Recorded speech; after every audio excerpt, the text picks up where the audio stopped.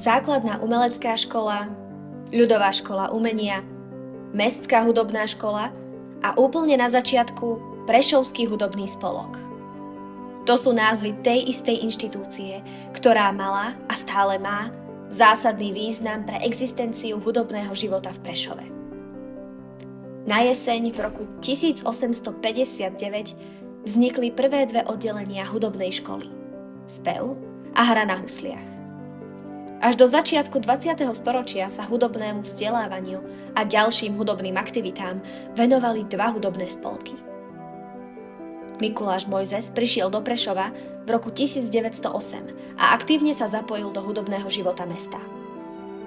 Historicko-spoločenské turbulencie a zmeny režimov sa podpísali aj na rôznych organizačných premenách vo fungovaní hudobného školstva. Zásadným spôsobom ovplyvnil činnosť Mestskej hudobnej školy v Prešove práve Mikuláš Mojzes. Jeho veľký osobný a odborný vklad podnietil v roku 1995 vtedajšie vedenie Základnej umeleckej školy požiadať Ministerstvo školstva Slovenskej republiky o prepožičianie čestného názvu Základnej umeleckej školy Mikuláša Mojzesa. Ministerstvo žiadosti vyhovelo a tento názov používame aj v súčasnosti. Rok 2024 sa nesie v znamení osláv 165. výročia vzniku hudobného školstva v Prešove a je zároveň rokom, keď si pripomíname 80. výročie úmrtia Mikuláša Mojzesa.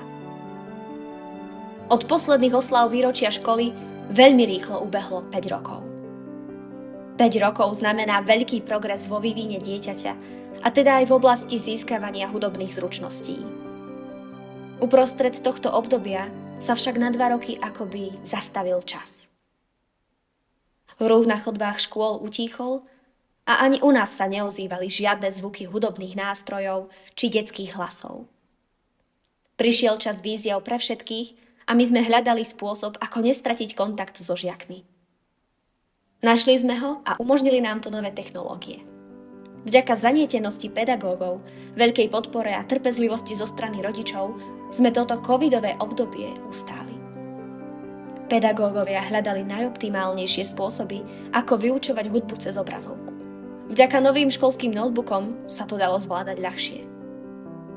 Ale živý kontakt so žiakom sa nedá nahradiť žiadnou technológiou.